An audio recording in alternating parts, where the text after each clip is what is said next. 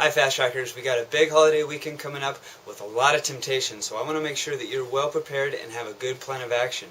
The 4th of July is all about celebrating with friends and family, and for you to stick with this plan, it's really important that you enjoy yourself. So I'm not going to ask you to muster up a bunch of willpower to avoid the foods that you love.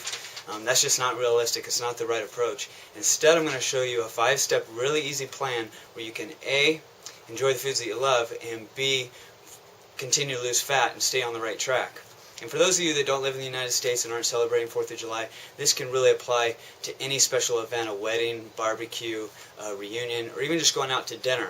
I always follow this 5-step plan going into each weekend, and it works really well. And it goes like this. Step 1 is you need to be more active and burn more calories throughout the day of that event. And you can do this 2 ways. One is just simply fit in an extra cardio session.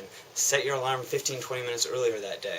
Or B, just be more active. Instead of reading the newspaper in the morning, you can go out and play tag or soccer with your kids. So either schedule a workout or be more active throughout the day to burn more calories to account for those that you'll consume later that night. Second step is to consume a little fewer calories throughout the day, and this can be done in 2 ways as well. Just either have smaller portions for each meal throughout the day up until that event, or consume lower calorie foods, more of those, and less higher calorie foods. So lower calorie foods are those rich in vegetables and protein.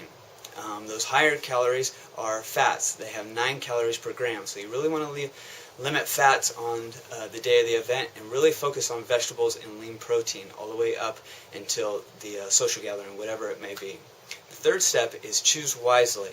Now, 4th of July, undoubtedly there's going to be hot dogs and burgers, a lot of fun foods, and you still can enjoy yourself. Go ahead and have a burger, but choose wisely. Don't put a bunch of cheese on it. Limit the mayo or have no mayo, and be careful with the side dishes. We've actually put together some really good Fast Track approved 4th of July or barbecue side dishes that I really think you'll like.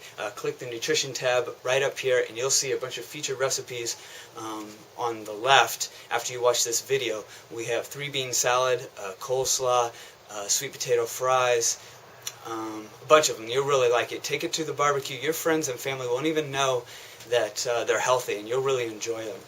Now the next step, the 4th step, is to control your portions.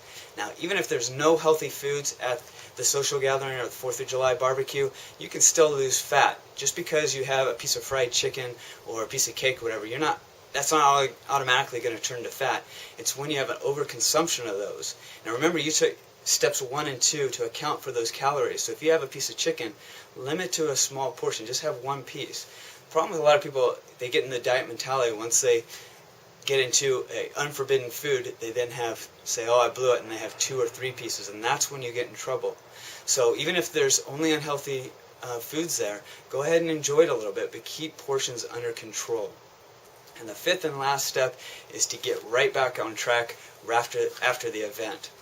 So instead of right after the event or a social gathering on Friday or Saturday night thinking, oh man, I really blew it, I'm just going to start over on Monday, start the diet again on Monday, and by the time Monday rolls around, you've done a lot of damage on Saturday and Sunday. You feel sluggish, self-defeated, and you're just kind of a slippery slope back in that cycle. Instead, right after the social gathering, get right back on track. So after the 4th of July barbecue, Sunday morning, start being extra active and have a little bit fewer calories.